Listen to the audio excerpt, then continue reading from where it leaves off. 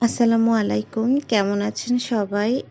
তো প্রথম বাক্যটা হচ্ছে হি behaves as if he war a king. হ্যাঁ, তো এই যে এখানে যে ধরেন বলা আছে যে হি ওয়ার এ কিং, এখানে ওয়ারটা কেন হয়েছে?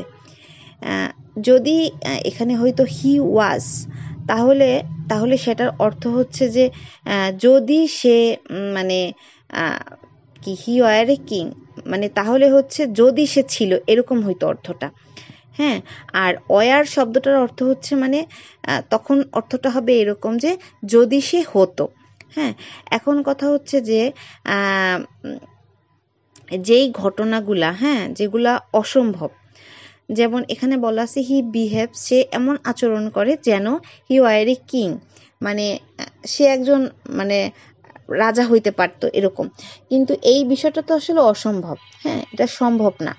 তো যখন মানে এরকম একটা বিষয় থাকে যে সে এই বিষয়টা তার কাল্পনিক, হ্যাঁ, এবং এটা আসলে সত্যি না, হ্যাঁ, তখন সেসব ক্ষেত্রে হচ্ছে ওয়ার বসে।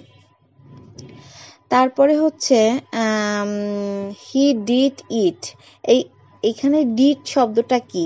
হ্যাঁ, ডিড শব্দটা হচ্ছে এখানে কমন ভার্ব। তো কমন ভার্বটা হচ্ছে এইরকম, যেটা একটা সাধারণ ক্রিয়া এবং একটা সাধারণ শব্দ যেটা হচ্ছে প্রায়শই দৈনন্দিন কাজে ব্যবহৃত হয়।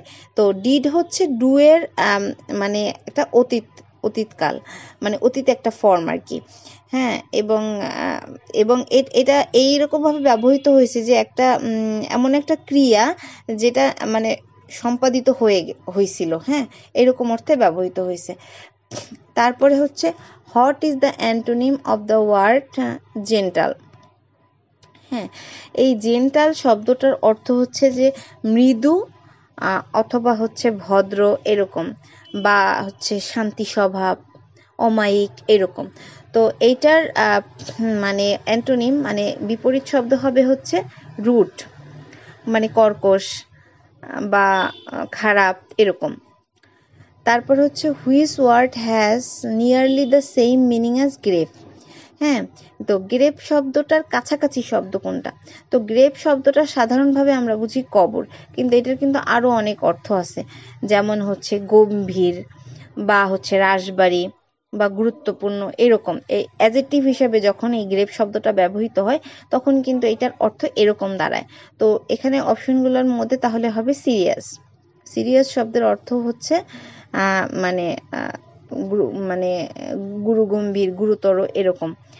তারপর হচ্ছে what is the time by your watch. তো এখানে বাই কেন হইলো? কারণ ঘড়ির সময়ের পূর্বে হচ্ছে বাই বসে, সেজন্য এখানে হচ্ছে বাই হয়েছে।